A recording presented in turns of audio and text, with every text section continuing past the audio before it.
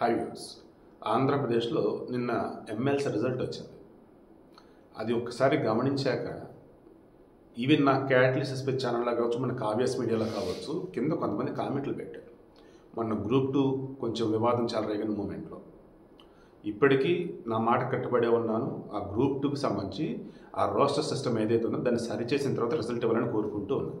Coming to point, పట్టభద్రుల సత్తా ఏంటో చూపిస్తాం, కూటమి అభ్యర్థులను ఓడగొడతాం అంటూ కొంతమంది కామెంట్లు. గణేష్ గోల్డ్ తాకట్టులో ఉన్న బంగారాన్ని విడిపించి కొనబడును. సంప్రదించండి 9966611144. ఊహించిన విధంగా మరికొంతమంది అయితే ఊరు పేరు సరిగా ఉండదు అకౌంట్స్కి, అండ్ వాళ్ళు పెట్టే వాటిలో పదాలలో తప్పులు ఒప్పులు ఉంటాయి. ఇలా చూసుకుంటుంటే వాళ్ళు కనీసం 10th కూడా పాస్ అయినట్టు అయ్యారు. గ్రూప్ 2 ప్రిపేర్ అవుతున్నామంటారు, పట్టభద్రులు ఎమ్మెల్సీకి నుంచి మా ఓటేడ్ సత్తా ఏంటి చూపిస్తామంటారు. చివరికి జరిగింది ఏంటి? అద్భుతమైన విజయం. అటు ఆలపాటి రాజేంద్ర ప్రసాద్ కావచ్చు, ఇటు వచ్చేసి మన ఉభయ గోదావరి జిల్లాల సంచుకో పాస్ ఉన్నారు ఆలుగా.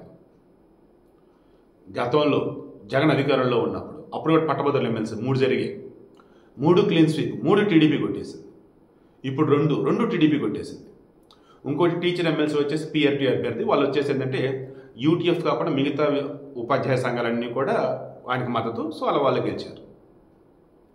కమింగ్ టు తెలంగాణ, ఒకటి బీజేపీ, ఒకటి వచ్చేసి అదే 2 వచ్చేసేమో ఈ టీచర్ సంబంధించిన యూనియన్ వాళ్ళే గెలుచుకున్నారు. చూడు, మనం డిస్కస్ చేయాల్సింది ఏంటి, ఆంధ్రప్రదేశ్లో అసలు ఏం జరుగుతుంది? కనీ విని ఎరిగిన రీతిలో వైసీపీని ఆల్మోస్ట్ ఇక భూస్థాపితం చేసి పెట్టేశారు. ఎవరు? చదువుకున్న వాళ్ళు. ఇప్పుడు గుర్తొచ్చింది స్వామి నాకు, ఆంధ్రప్రదేశ్లో జగన్మోహన్ పరిపాలనలో వైసీపీ ఎమ్మెల్సీ ఎన్నికలు జరిగినప్పుడు పట్టభద్రుల ఎమ్మెల్సీలు అద్భుతంగా ఉంది జగన్మోహన్ పరిపాలన వాళ్ళు వీళ్ళు పొగుడుతుంటే, ఎమ్మెల్సీ ఎన్నికలో మొత్తం ఓడిపోతే వైసీపీ ఏంటి మరి అంటే, ఇప్పుడు సదర్ రామకృష్ణ రెడ్డి ఏం చెప్పాడు? మా ఓటర్లు వేరే ఉన్నారు, మా వాళ్ళు వేరే ఉన్నారు, ఇదే కదా చెప్పాడు. అప్పుడు కూడా మనం వీడియో ఇచ్చున్నాము, కాబట్టి క్రాస్ చెక్ చేయండి. దొంగోట్లు సరిగా చదువు రాకుండా ఉన్నటువంటి అమాయకులని ఈ వైసీపీ వాళ్ళు వాళ్ళకి తగ్గట్టుగా మార్చుకొని ఈ రకం చేస్తున్నారని చెప్పేసి మాట్లాడాం, అవునా? ఇప్పుడు కూడా అదే ప్రూవ్ అయింది. తర్వాత ఇంకోటి చెప్పాలి, ఇప్పుడేంటి బ్యాలెట్ కదా, ఈవీఎం కాదు కదా, మరి దీని సంగతి ఏంటి? ఈవీఎంలు ఉంటేనేమో వేరే వాళ్ళు గెలుస్తున్నారు, ఈవీఎంలతో గెలిచారన్నాడు జగన్మోహన్ రెడ్డి. మరి 2019లో జగన్మోహన్ రెడ్డి దేంతో గెలిచాడు? అదే ఈవీఎంలు కదా. ప్రజలు ఇచ్చిన తీర్పునేమో గౌరవిస్తామని అన్నాడంటే అనలేదు, కానీ 40% మాకు ఓట్లు వచ్చినాయి, మాకు ప్రతిపక్ష హోదా ఇవ్వాలి అంటాడు. ఎన్నిసార్లు అసలు వాళ్ళు ఏం మాట్లాడుతున్నారు, ఏం చేస్తున్నారు? జనాలు కనపడమనుకుంటున్నారా, వినపడమనుకుంటున్నారా?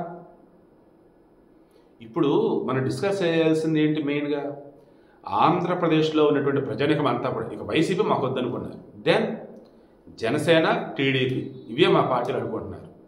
చదువుకున్న వారికి సంబంధించేసి వారికి నిరుద్యోగ భృతి కావచ్చు, ఎంప్లాయ్మెంట్ కావచ్చు, లేదు అన్నప్పుడు జాబ్ నోటిఫికేషన్ పరంగా కావచ్చు, జాబ్ క్యాలెండర్ పరంగా కావచ్చు, కూటమి ప్రభుత్వం భుజస్కంధాల మీద ఉంది ఇప్పుడు అది. ఓకే, పట్టభద్రుల సంబంధించి మాట్లాడుకున్నాం. ఏంటది?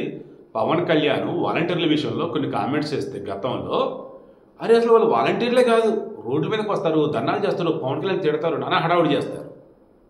అప్పుడు అర్థమైంది, ఎవరు వీళ్ళంటే వైసీపీ కార్యకర్తలు, ఎవరు అంటే పెయిడ్ ఆర్టిస్టులు, పేటీఎం బ్యాచ్. ఇప్పుడు ఈ సోషల్ మీడియాలో పట్టభద్రులు అంటూ చెలరేగిన బ్యాచ్ ఎవరైతున్నారో వాళ్ళు కూడా ఆల్మోస్ట్ అది ఫేక్ పట్టభద్రులు, ఫేక్ బ్యాచ్, పేటీఎం బ్యాచ్. వాళ్ళు మారరా ఇంకా? అది అయిపోయింది కదా. నెక్స్ట్, నాగబాబుకి మంత్రి పదవి. ఆల్రెడీ ఇప్పటికే 5 ఎమ్మెల్సీ ఖాళీ అయినాయి. ఏది? ఎమ్మెల్యే కోటాలో 4 వచ్చేసేమో టీడీపీ, 1 జనసేన. బీజేపీ వాళ్ళకి వచ్చేసి ఆల్రెడీ రాజ్యసభ ఎంపీ ఇచ్చున్నారు. ఎందుకు? విజయసాయిరెడ్డి పోస్ట్ ఖాళీ అయింది కదా, రాజీనామా చేశారు కదా, అది వచ్చేసి ఆబ్వియస్లీ కూటమికే వచ్చింది. దెన్ అది బీజేపీకి ఇద్దాం డిసైడ్ అయ్యారు. ఇంకా ఎమ్మెల్సీలు వచ్చేసి 5లో 4 టీడీపీ, 1 జనసేన. ఆ 1 జనసేన వచ్చేసి నాగబాబు. సో ఎమ్మెల్సీ ఫిక్స్, మంత్రి పదవి.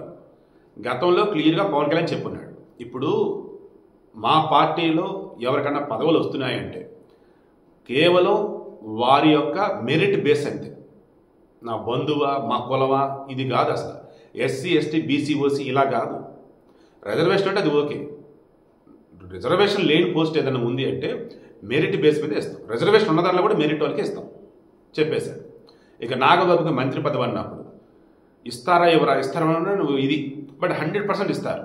అయితే ఏది ఇస్తారన్నది ఇక్కడ పెద్ద ట్విస్ట్ అనమాట. ఉన్నటువంటి వాటిల్లో వేరెవరి దగ్గర నుంచి చీల్చేస్తారా, సెపరేట్గా ఏదైనా ఇస్తారా? బట్ ఎమ్మెల్సీ కన్ఫర్మ్, మంత్రి పదవి విషయంలో కొంచెం డౌట్గా ఉంది. మంత్రి పదవి కన్ఫర్మ్ అని అనుకున్నా కానీ ఏ పదవి ఇస్తారన్నది బేస్ అయ్యింది, ఏ మంత్రి శాఖ అన్నట్టు. మంత్రిత్వ శాఖ నాగబాబుకి ఏ మంత్రిత్వ శాఖ ఇస్తే బెటర్ అంటారు కింద కామెంట్లో తెలియచేయండి. ఇక నెక్స్ట్ మాట్లాడుతుంది ఏంటిది, రెడ్ బుక్. ఇప్పుడు పోసాని కృష్ణమురళి లోకేష్ రెడ్ బుక్లో ఉన్నాడో లేదో తెలీదు, బట్ పవన్ కళ్యాణ్ రెడ్ బుక్లో ఉన్నాడు. రెడ్ బుక్ అంటూ అధికారులు కానీ పాలకులు కానీ ఎవరైనా కానీ తప్పు చేస్తుంటే వారందరిది రెడ్ బుక్లో ఉంటారు. రెడ్ బుక్లో పేరు ఉన్నటువంటి వారికి సంబంధించి వారు తప్పు చేశారా ఒప్పు చేశారా మొత్తం క్రాస్ చెక్ చేసి విత్ వ్యాలిడ్ ప్రూఫ్స్ కోర్టులో ప్రవేశపెడతామని చెప్పేసి లోకేష్ గతంలో చెప్పాడు, ఇప్పుడు అదే చెప్తున్నాడు.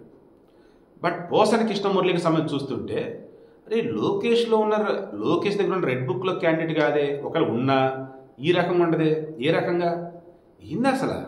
మాకు కావాలి మాకు కావాలి మాకు కావాలి మాకు కావాలి.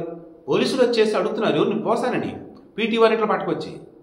ఎందుకంటే అన్ని కేసులు శ్రీకాకుళం, విజయనగరం, విశాఖపట్నం, తూర్పుగోదావరి, పశ్చిమ గోదావరి, కృష్ణా, గుంటూరు, ప్రకాశం, నెల్లూరు, అనంతపురం, కడప, కర్నూలు, చిత్తూరు, ఉమ్మడి 13 జిల్లాలు. ఇప్పుడు వచ్చి 26 జిల్లాల పరంగా చూస్తే 17 కేసులు నమోదైన 17 చోట్ల.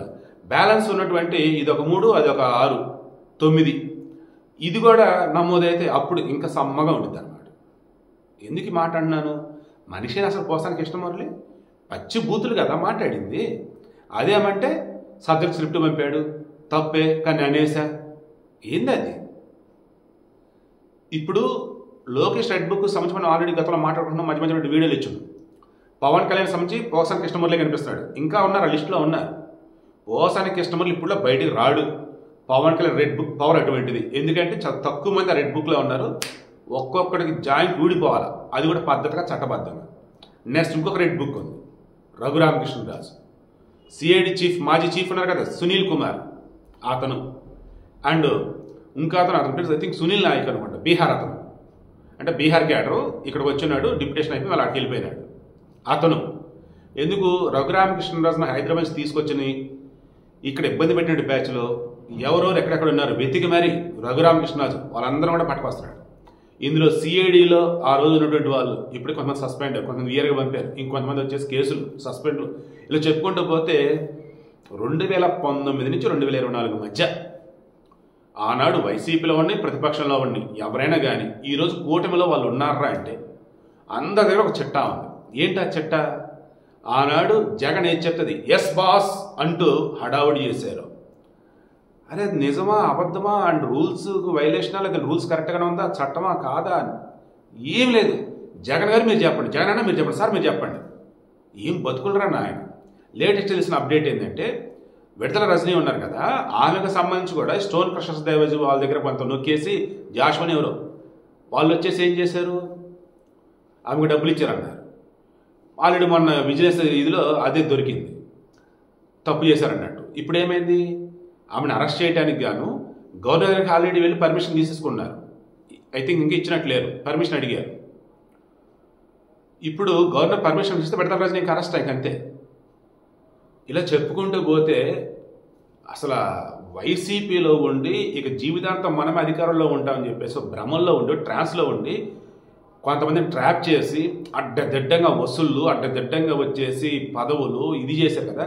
అన్నింటికి కూడా ఇదిగో ఇప్పుడు కూటమి ప్రభుత్వం లెక్కలు చెప్తుంది, అందరూ కూడా ఇవ్వాల్సినవి ఇస్తూనే ఉంది. అంతిమంగా ఏపీలో కనీ విని ఎరుగని రీతిలో చట్టం తన పని తను చేసుకుపోతుంది.